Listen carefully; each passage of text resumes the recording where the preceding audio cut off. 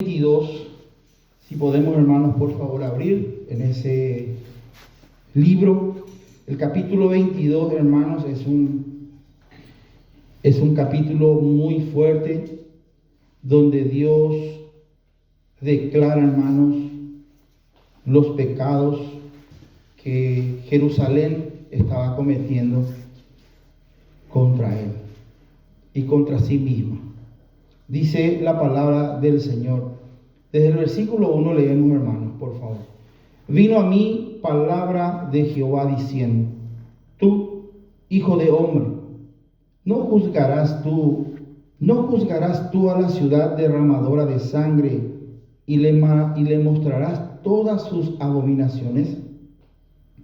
Dirás, pues, así ha dicho Jehová el Señor: ciudad derramadora de sangre en medio de sí, para que venga su hora, y que hizo ídolos contra sí misma para contaminarse.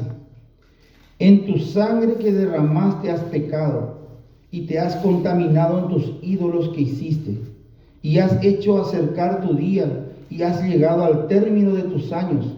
Por tanto, te he dado en oprobio a las naciones y en escarnio a toda la tierra. Las que están cerca de ti y las que están lejos se reirán de ti, amancillada de nombre y de grande turbación. He aquí que los príncipes de Israel, cada uno según su poder, se esfuerzan en derramar sangre. Al padre y a la madre despreciaron en ti. Al extranjero trataron con violencia en medio de ti. Al huérfano y a la viuda despojaron en ti. Mis santuarios menospreciaste y mis días de reposo has profanado. Calumniadores hubo en ti para derramar sangre, y sobre los montes comieron en ti, hicieron en medio de ti perversidades. La desnudez del padre descubrieron en ti, y en ti hicieron violencia a la que estaba inmunda por su menstruo. Cada uno hizo abominación con la mujer de su prójimo.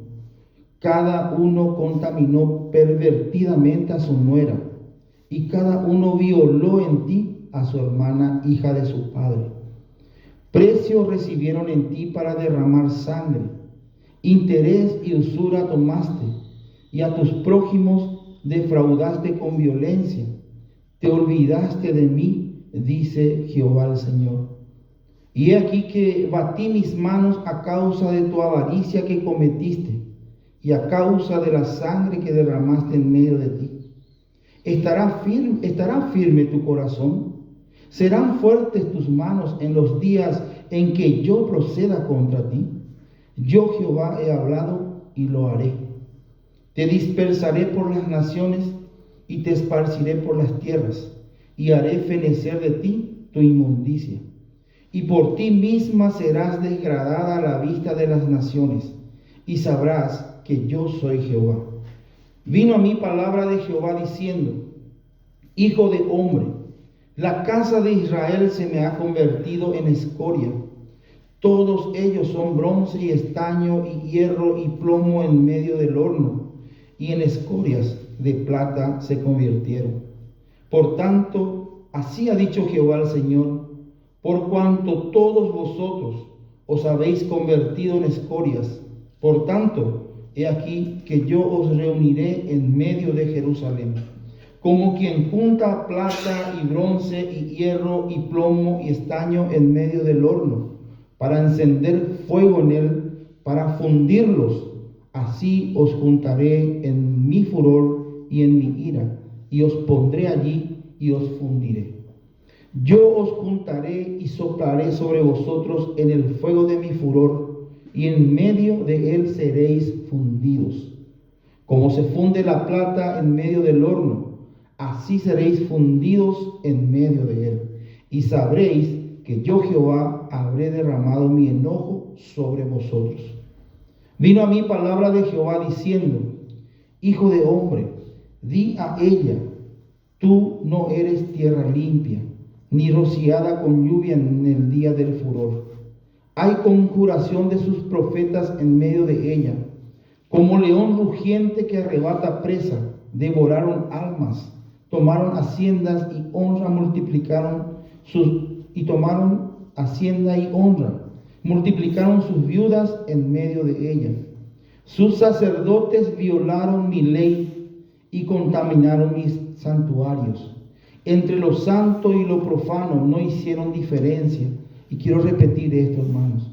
Entre lo santo y lo profano no hicieron diferencia, ni distinguieron entre inmundo y limpio. Y de mis días de reposo apartaron sus ojos, y yo he sido profanado en medio de ellos. Sus príncipes en medio de ella son como lobos que arrebata presa, derramando sangre para destruir las almas, para obtener ganancias injustas. Y sus profetas recubrían con lodo suelto, profetizándoles vanidad y adivinándoles mentira, diciendo: así ha dicho Jehová el Señor, y Jehová no había hablado. El pueblo de la tierra usaba de opresión y cometía robo. Al afligido y menesteroso hacían violencia, y al extranjero oprimía sin derecho. Hasta ahí, hermanos, Dios va declarando toda la decadencia de Jerusalén, en todas las áreas, en lo religioso, en lo político, en lo social, en lo moral. Una decadencia total en todas las áreas. Y razones suficientes tenía para ejecutar su juicio sobre Jerusalén, sobre Judá. Y dice el versículo 30, nuestro versículo central aquí: y busqué entre ellos hombre que hiciese vallado y que se pusiese en la brecha delante de mí a favor de la tierra, para que yo no la destruyese, y no lo hallé. Por tanto, derramé sobre ellos mi ira, con el ardor de mi ira los consumí, hice volver el camino de ellos sobre su propia cabeza, dice Jehová el Señor. Y de modo a tener un poco, hermanos, el panorama histórico de este libro, fue escrito en uno de los periodos más oscuros, como ya dijimos varias veces, de Israel, y en este caso de Judá y Jerusalén. Es el tiempo donde el rey Nabucodonosor de Babilonia comenzó a sitiar toda esa región. Y el rey Nabucodonosor y su ejército fueron como instrumentos de juicio en manos de Dios, en este caso en contra de Jerusalén. Esto que leímos nosotros aquí en el versículo 30 es algo, hermanos, que el Señor viene haciendo desde mucho tiempo, en tiempo de Isaías, un siglo antes, más de un siglo antes. Aproximadamente ya Dios venía llamando al arrepentimiento a Judá y en aquel tiempo también a Israel, el reino del norte, que en el 722 aproximadamente los asirios habían ya invadido y habían esparcido a todos los habitantes de aquel reino del norte. 100 años después aproximadamente, Dios estaba acercando cada día más su juicio sobre Judá. Y todavía en medio de la ejecución de este juicio, porque ya a partir del 600 más o menos, hermanos, Nabucodonosor ya estaba atacando, ya estaba sitiando Jerusalén. Cuando Ezequiel escribe esto, Ezequiel ya estaba en Babilonia. Él fue parte de la segunda remesa que el rey Nabucodonosor deportó a Babilonia. En la primera se fue Daniel y sus amigos, para ubicar un poquitito nomás. Y en esta segunda, en el 597 aproximadamente, fue otra remesa, y entre ellos Ezequiel. Y Ezequiel estaba escribiendo desde Babilonia ya. Y estaba escribiendo para los que estaban allí deportados, sufriendo, y para los que también habían quedado aquí en Israel, ahí en Judá, en Jerusalén. Hermanos, ¿por qué digo esto, hermanos? Porque aún en medio de la ejecución del juicio de Dios, y vemos, hermanos, las razones suficientes que habían para que Dios castigara de esa manera a su pueblo, Él sigue llamando al arrepentimiento. Él sigue, y vamos a ver un poquitito, hermanos, los significados de cada palabra de este versículo, porque nos va a ayudar a entender, comprender y, ¿por qué no, hermanos? Ojalá podamos escuchar el llamado de Dios a ser intercesores, a ser personas que Él está buscando. Lo primero que quiero compartir aquí es esa palabra "y busqué". Esa palabra "busqué", hermanos, implica que Dios está buscando de manera intencional y diligentemente a alguien. Y eso habla de su corazón misericordioso. Porque aunque el pueblo merecía lo que estaba establecido y decretado que iba a suceder, y merecían, hermanos, por lo que vemos. Una de las cosas que aquí no se mencionó, hermano, de manera clara, el versículo 9. Si puede poner otra vez, por favor, hermano Benjamín.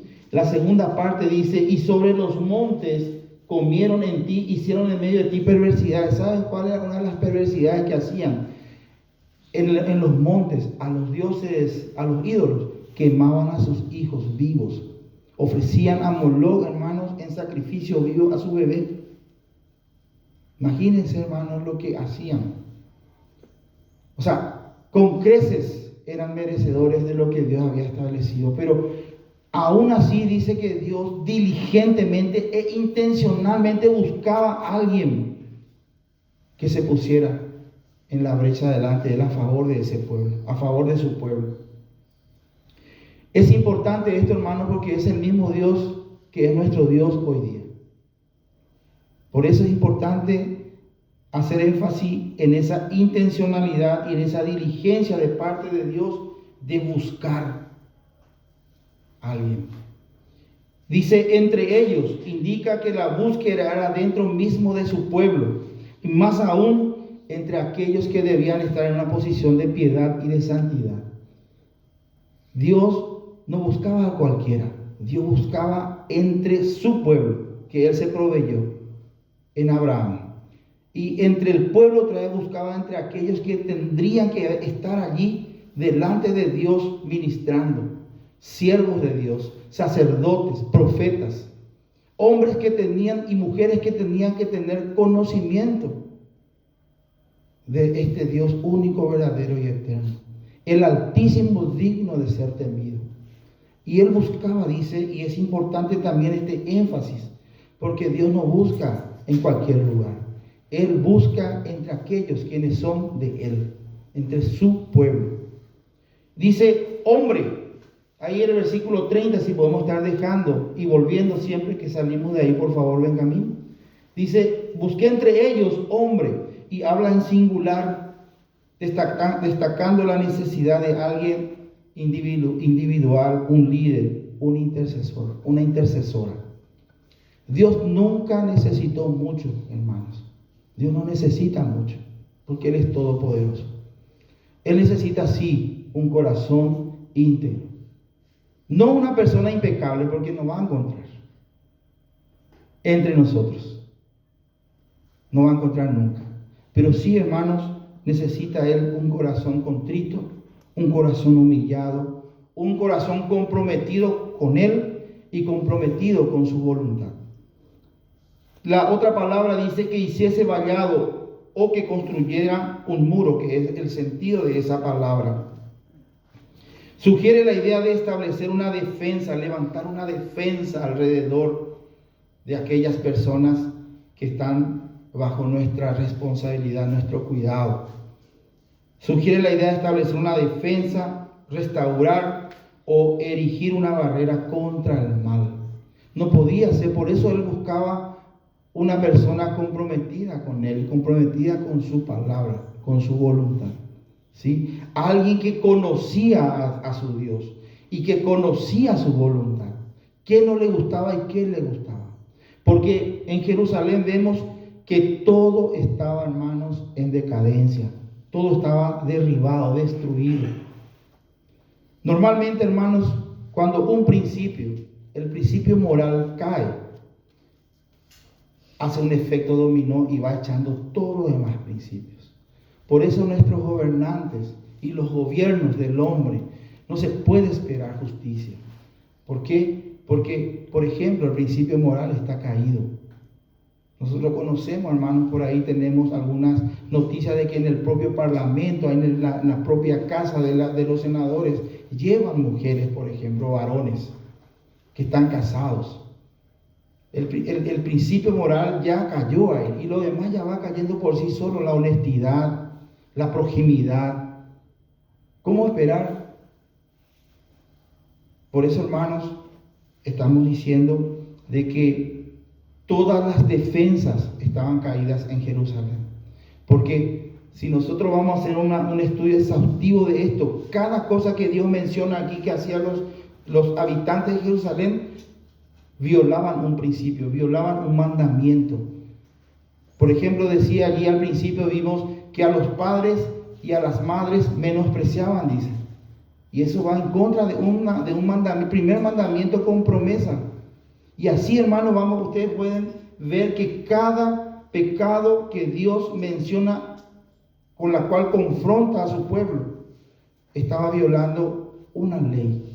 Y violada la ley, toda la defensa que esa ley o el observar esa ley podía haber levantado alrededor de su pueblo como una defensa contra el mal, hermano, estaba caído.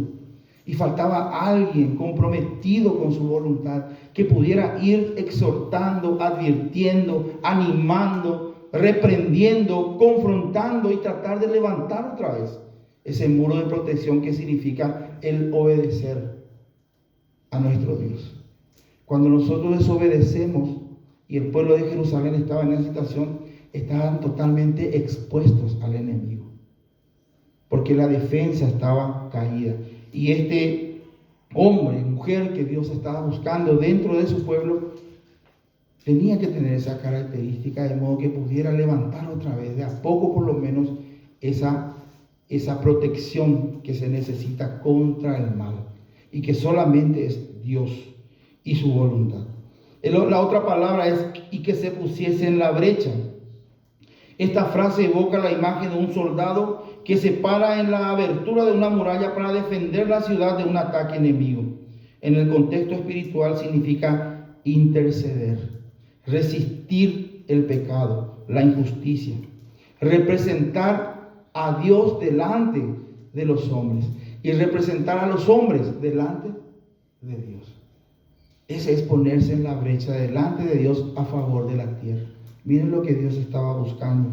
Uno solo. Dice, delante de mí, ya dijimos, en la presencia misma de Dios, con una actitud de reverencia, sumisión, humildad, total entrega a su voluntad. No impecabilidad. Repito, Dios no busca impecable entre nosotros porque no lo va a encontrar, pero sí busca un corazón que entiende, conoce al Dios verdadero y eterno. Que aunque es Dios misericordioso, aunque es Dios de amor, Dios de bondad eterna, también es un Dios de juicio, un Dios digno de ser temido, un Dios que puede deshacer como una polilla lo que yo o vos más estimás en este mundo. Horrendas cosas, hermano, el Dios vivo, dice su palabra. Y yo tengo que conocer, hermano, eso. Que mi Dios no es un Dios de gelatina, como muchos le tenemos, me incluyo.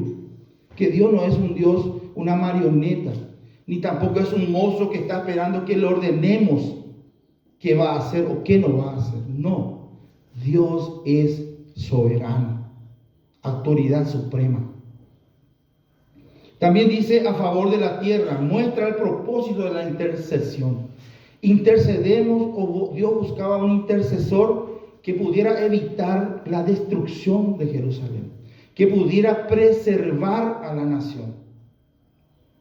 Dios necesitaba una persona que pudiera, hermanos, de alguna manera estar delante de él a favor de los matrimonios de Jerusalén, a favor de esos padres de Jerusalén, a favor de esos hijos que estaban siendo quemados, que estaban siendo violados, que estaban siendo estrellados por las rocas.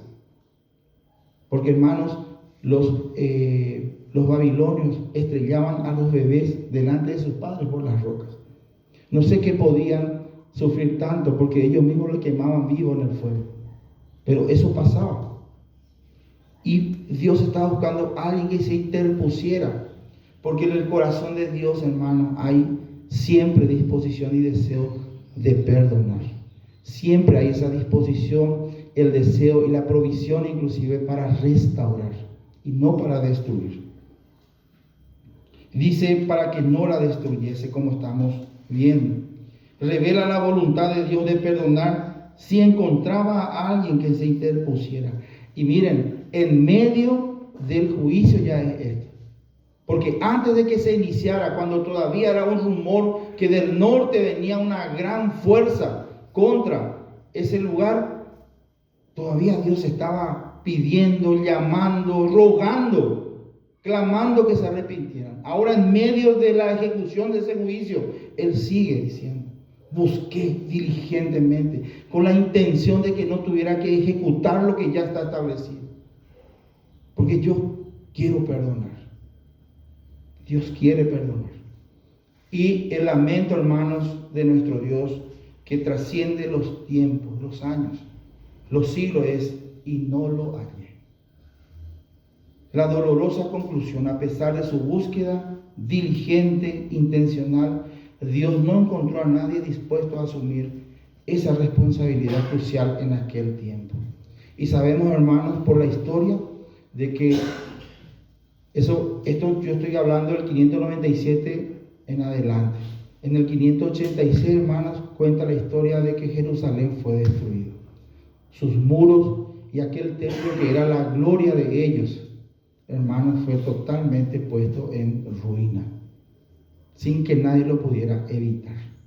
Inclusive todo lo que había dentro del templo fue llevado a Babilonia.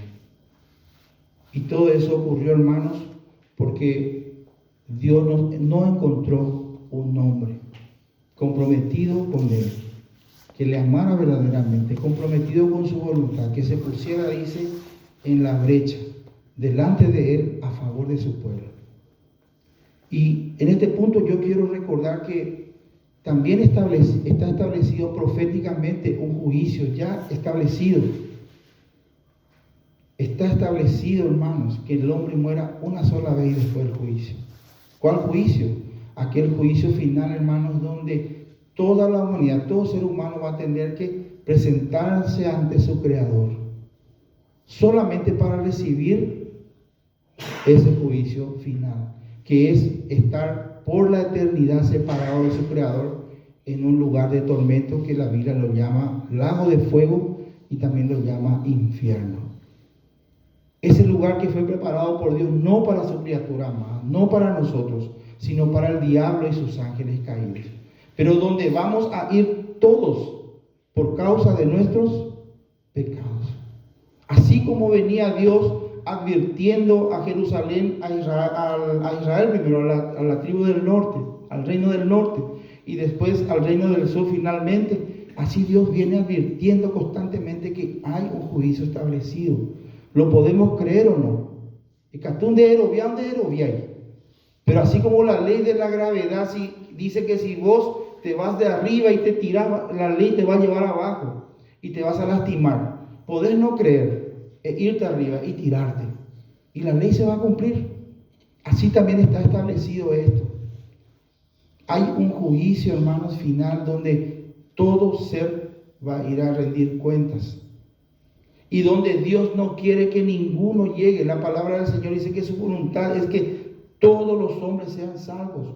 Porque en ese lugar, hermanos, ya no hay otra oportunidad. En ese lugar va uno solamente para recibir el juicio y luego ser lanzado a ese lugar de tormento eterno. Creo, como siempre digo, hermanos, que el peor eterno que podemos experimentar es estar separados de nuestro Dios. El estar separado de nuestro Dios hace que este mundo esté en decadencia, así como Jerusalén. Ustedes se darán cuenta, hermanos, que hay una similitud calcado la vida que estamos teniendo hoy día en el mundo con lo que pasaba en Jerusalén. Padres que están siendo, hermanos, deshonrados por sus hijos. Padres que están deshonrando a su propia esposa. Esposas que están deshonrando a sus propios maridos. Familias que están destruidas. Niños, hijos que tendrían que ser protegidos por sus padres están siendo violados. Están siendo dañados emocionalmente. psicológicamente, físicamente. Nuestros gobernantes a nivel político, nuestros gobernantes, hermanos, están en decadencia total. Por dinero hacen lo que quieren. Mandan matar, se quitan la vida. Ay, vos contratás a una persona y vos escuchás por ahí, te voy a mandar a matar, dice, y es real. Vos encontrás a una persona, le das un dinero y te va a ir a matar por ese dinero. Y es lo que pasaba aquí. Derramadora de sangre, dice. Nueras que están teniendo relaciones con sus suegros. Y no nos podemos romper la vestidura por eso, porque son reales, hermanos. El corazón del hombre es malo y perverso. La usura, las viudas, los ancianos, los huérfanos, quienes que tendrían que ser protegidos por una nación, por un Estado, están, hermanos, siendo abandonados. Están siendo violentados. No hay diferencia si vemos. ¿Por qué, hermano? Entre Jerusalén y el mundo actual, porque el corazón del hombre es malo y perverso y es el mismo que necesita de un intercesor. Pero la diferencia hoy con aquella lamentable conclusión que Dios dice, no lo hallé, hermanos, hoy es diferente porque Dios encontró al intercesor perfecto, a nuestro Señor y Salvador Jesucristo. Primera Timoteo capítulo 2 versículo 5 dice que no hay otro mediador. Él es el único mediador entre el Dios santo, santo, santo y nosotros pecadores, que merecemos esa eternidad en el infierno. Jesucristo pagó la deuda. En la cruz del Calvario gustó la muerte física, la muerte espiritual que vos y yo merecemos y en la cual estábamos hasta que creímos en Él. Dice Juan 14:6, nuestro Señor Jesucristo mismo, yo soy el camino, la verdad y la vida. Nadie viene al Padre si no es por mí. Pedro decía que no hay otro nombre bajo el cielo en quien el hombre puede ser salvo de este juicio. Jesucristo, hermanos, es el único mediador. Y yo creo que aquí, si no todos, la mayoría, gracias a Jesucristo, hoy podemos nosotros decir de que hemos sido salvados de este juicio, que ni se puede comparar con lo que pasó aquí, con lo que describe aquí el libro de Ezequiel y otros libros, hermanos, como el de Daniel, donde describe cómo se ejecutó el juicio de Dios sobre Jerusalén en aquel tiempo. En el 586, hermanos, es que se destruyó todo, porque no hubo quien se pusiese delante de Dios a favor de aquel pueblo. Sin embargo, hoy nosotros tenemos a Jesucristo. Él, hermanos, abrió la única puerta, habilitó el único camino, que por medio de la fe le permite al pecador merecedor de ese juicio encontrar el perdón de sus pecados y la salvación de su alma. Y en vez de ir a sufrir eternamente en aquel infierno, en Cristo Jesús, hermanos, tiene la bendición de ir a gozar eternamente la bienaventuranza de estar en el cielo en la presencia de Dios. Qué bendición, hermanos. Pero, hermanos, ahora quiero transmitirles la segunda parte de esta bendición de la gracia, de haber un intercesor que permite que nosotros delante del Padre seamos aceptos, seamos dignos, que seamos herederos de toda su gloria, Jesucristo. Aparte de toda esta bendición, hermanos, vos y yo tenemos que saber de que hoy somos parte de ese pueblo que Dios adquirió. Primera de Pedro capítulo 2 versículo 9 dice que somos nación santa, pueblo adquirido por Dios, sacerdotes del Rey. Y no nos tenemos que quedar solamente, hermanos, con los privilegios que tenemos. Tenemos que asumir, el Hijo de Dios tiene que asumir también sus responsabilidades como tales. Porque si Dios, nuestro Dios, sigue buscando hombres y mujeres con un corazón dispuesto, no lo va a hacer en el mundo, hermanos. Lo va a hacer entre sus hijos, entre sus siervos.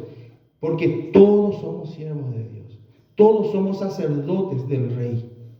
Todos somos parte de ese pueblo que Dios adquirió, dice, para anunciar sus virtudes a este mundo que está en decadencia. y mucho peor que Jerusalén. Porque ni siquiera nos imaginamos lo que está pasando en la oscuridad, hermanos. La muerte de niños sigue habiendo. Sigue habiendo personas que están ofreciendo bebés a Satanás.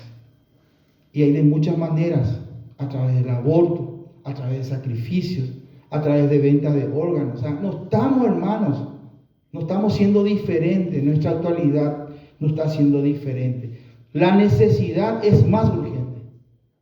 Porque Dios sigue estando dispuesto, con un corazón dispuesto de perdonar y salvar.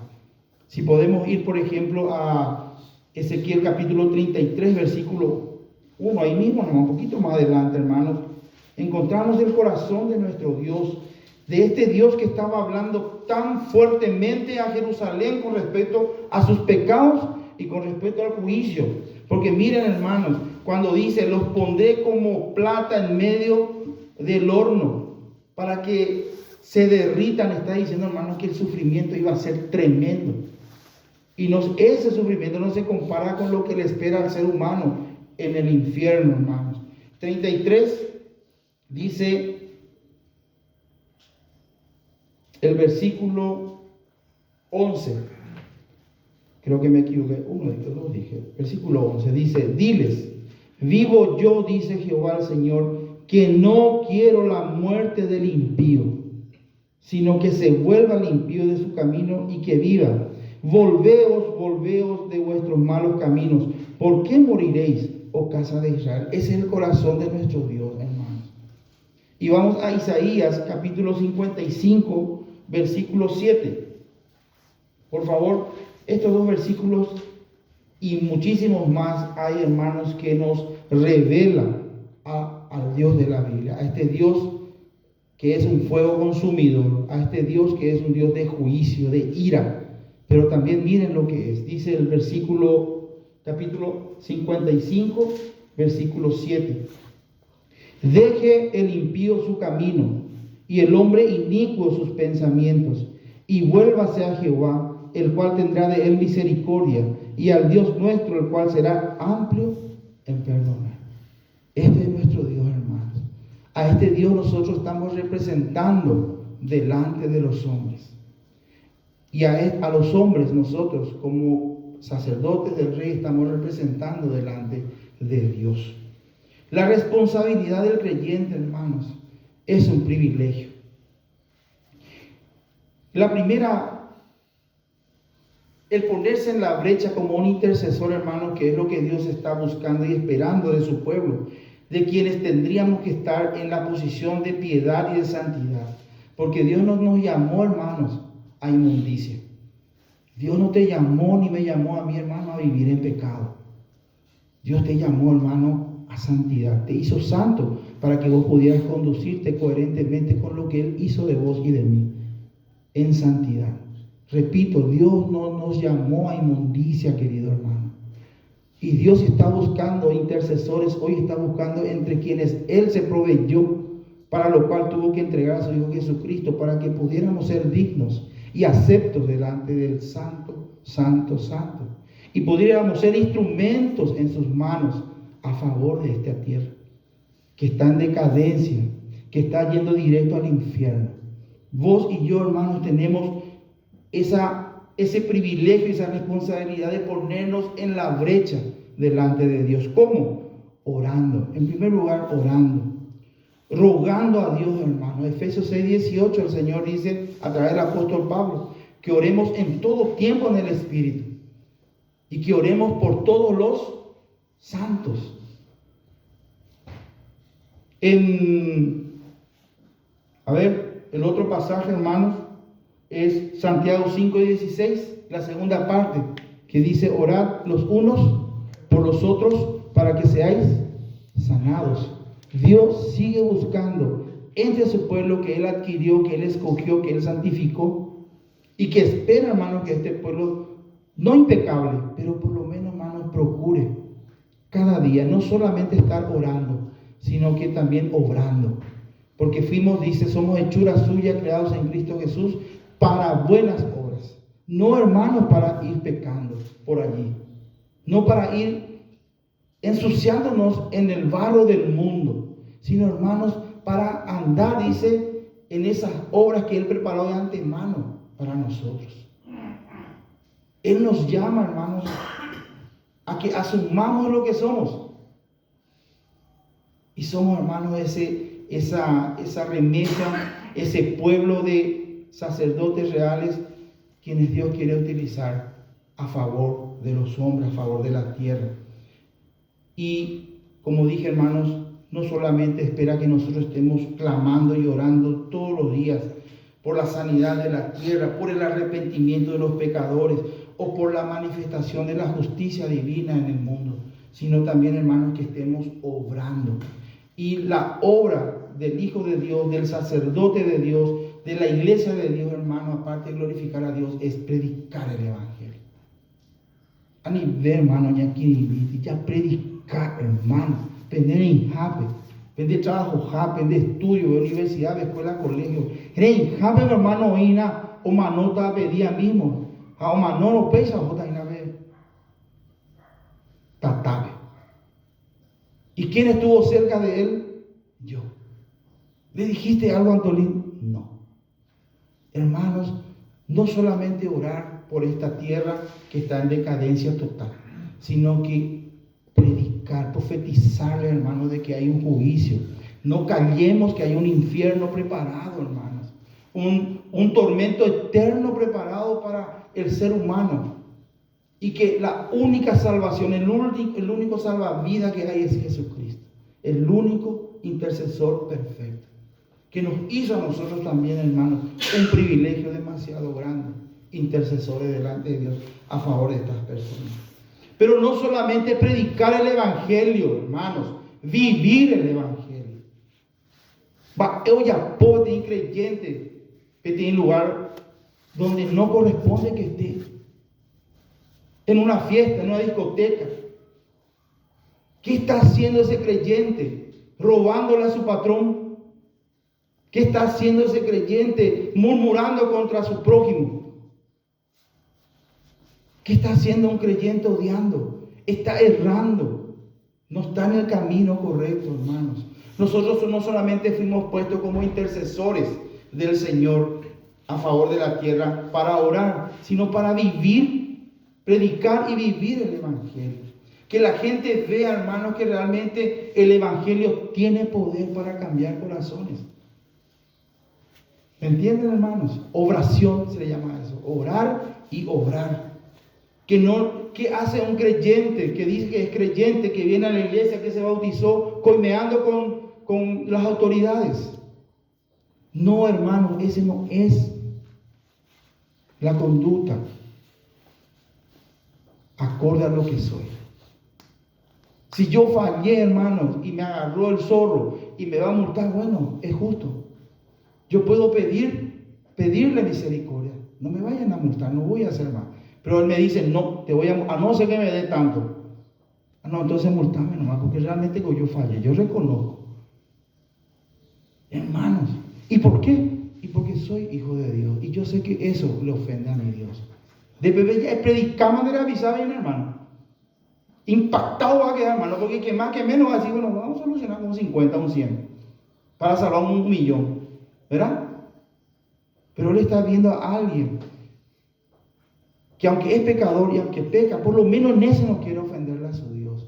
Y eso, con eso, hermano, ya estás siendo sal y luz que Dios dice que somos en este mundo. Dios necesita, hermanos, de vos y de mí. Necesita, hermanos, de esposos que velen por sus esposas. Necesita de esposas que velen por su esposa. Ahí empieza mi ministerio de intercesor, hermano, de sacerdote. ¿Me entienden? Sacerdote es una mujer y es un hombre. Todo cristiano, todo ser humano que en arrepentimiento y fe cree en el Señor Jesucristo es un sacerdote real del Rey. Y como esposa, hermano, vos podés interceder. El primero lo es tu marido. No solamente en oración, recuerden, oración. Y vos, esposo, tenés que estar velando por tu esposa. Tenés que dar tu vida por tu esposa. Si tenés que perder, perdés para ganar. Porque Jesucristo perdió la vida por su iglesia.